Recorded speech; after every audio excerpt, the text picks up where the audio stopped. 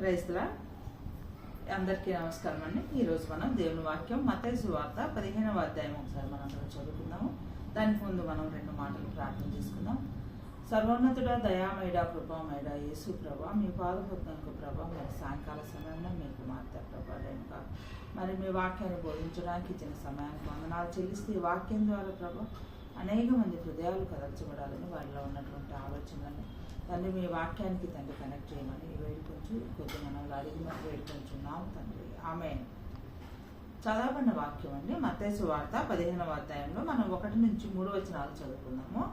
ఆ సమయంలో యెరూషలేము నుండి శాస్త్రులను పరిసయ్యులను యేసు వద్దకు వచ్చి, నీ శిష్యులు చేతులు కడుగుకొనకుండా భోజనం చేయుచున్నారే, వారెందు నిమిత్తం పెద్దల పారంపర్యాచారాన్ని అతిక్రమించున్నారని అడిగిరి.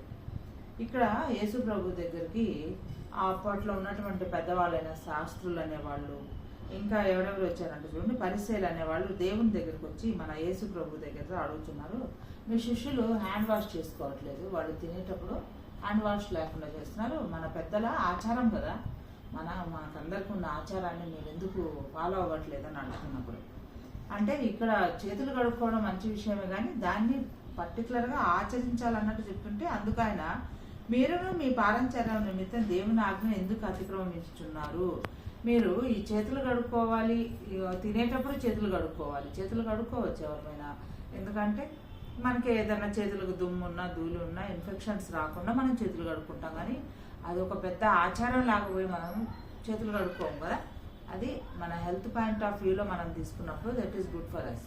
కానీ దాన్ని ఆచారంగా తీసుకుని బలవంతాన నువ్వు అందరు చేతులు కడుక్కోవాలి అని అంటే కడుక్కోవాలి, కానీ ఇక్కడ వీళ్ళు అడగటము మీ వాళ్ళు ఎందుకు కడుక్కోవట్లేదు, ఎందుకు ఆచారాన్ని అతిక్రమించున్నారు అంటున్నాడు. అప్పుడు దేవుడు ఏమంటున్నాడంటే, తల్లిదండ్రులను గణపరచాలి, తండ్రినైనా దూషించువాడు తప్పక మరణం పొందుతాడని దేవుడు ఆజ్ఞయిస్తే అది ఫాలో అవ్వట్లేదు, కానీ చేతులు కడుక్కోవట్లేదని ఈ ఆలోచన మీకు ఎందుకు వస్తుందని దేవుడు నీకేది చూడండి, దేవుడు సెలవిచ్చను, ఏమని ఇచ్చాడంట, తల్లిదండ్రులను గణపరచమని తండ్రినైనను తల్లినైనను దూషించేవాడు తప్పక మరణం పొందవలనని దేవుడే సెలవిచ్చాడు. కాబట్టి దేవుడు ఏం చెప్తున్నాడు, నీ తల్లిదండ్రులను గణపరచు, నీ తల్లిదండ్రులను గౌరవించు, నీ తల్లిదండ్రులకి నువ్వు వృద్ధాప్యంలో వారిని అప్పుని చేర్చుకోమని చెప్పిన మాటలు ఇప్పుడు పిల్లలు పట్టించుకోకపోయినా అప్పటి పూర్వకాలంలో ఏమంటున్నారంటే చేతులు కడుక్కోలేదని దేవుడి దగ్గరకు వచ్చి అడుగుతున్నాడు. కాబట్టి మీరు మీ పారంపరాచారం నిమిత్తం దేవుని వాక్యాలను నిరర్ధకం చేయించున్నారు. కొన్ని ఆచారాలతో మన దేవునికి దూరం అవడం కంటే కూడా ఆచార వ్యవహారాల్లో మనకు చాలా విషయాలు ఉన్నాయి. వాటిలన్నిటికంటే కూడా దేవుడు చెప్పిన మన పెద్దలను గౌరవించడం, పిల్లల్ని ప్రేమించడం, తల్లిదండ్రులను గౌరవించడం, ఇంకా పక్క వాళ్ళది ఏది ఆశించకపోవడము, నీ పొరుగు వారిని గౌరవించడం, ఇతరుల గురించి తప్పుగా ఆలోచించకపోవడం, ఇలాంటి పనులు మనం చేయటం వల్ల మనం క్రైస్తవులంగా దేవుని వాక్య ప్రకారం ఇది సంఘానికి, సమాజానికి, మానవ సమాజానికి మంచి విషయాలు ఇవన్నీ కూడా.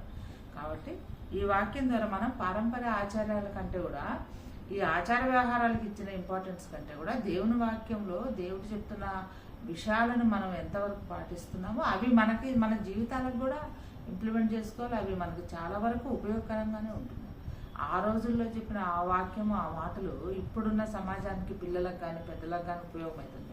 పిల్లలు కూడా పెద్దలను గౌరవించాలి, పెద్దవాళ్ళు పిల్లల్ని ప్రేమించాలి, ఇంకా మన ఇరుగు పొరుగు వాళ్ళని మనం గౌరవించుకోవాలి. ఇవంతా సమాజానికి మంచిది.